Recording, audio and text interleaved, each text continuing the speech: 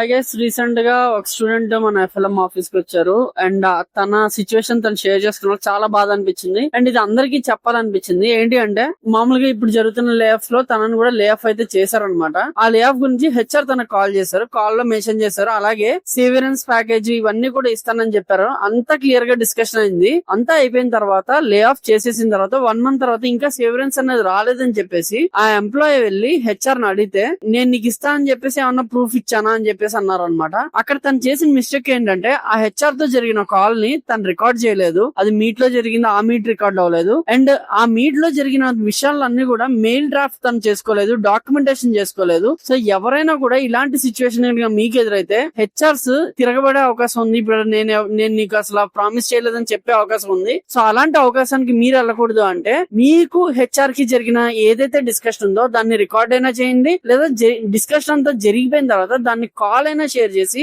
దాన్ని మెయిల్ అయినా చేసి డ్రాఫ్ట్ చేసి హెచ్ఆర్ కి లేకపోతే ఇంకెవరికైనా పంపించండి హైయర్ ఆఫీషియల్స్ కి. సో దట్ ఒక డాక్యుమెంటెడ్ రెఫరెన్స్ అనేది మీకు అవైలబుల్ ఉంటే రేపు పొద్దున మీరు కూడా లీగల్ గా ఫైట్ చేయగలరు. ఇప్పుడు ఆ అబ్బాయి లీగల్ గా కూడా ఫైట్ చేయలేని పరిస్థితి అనమాట. ఎందుకంటే నేను ఇచ్చానన్న ప్రూఫే లేదు, నేను ఇస్తానని చెప్పిన ప్రూఫే లేదు. సో ఆ ప్రూఫ్ లేకుండా తను కూడా ఏం చేయలేడు. సో తను ఒక హెల్ప్లెస్ సిచ్యువేషన్ లో ఉండిపోయాడు అనమాట. ఇలాంటి సిచ్యువేషన్ ఎవరికి రాకూడదని కోరుకుంటున్నాను.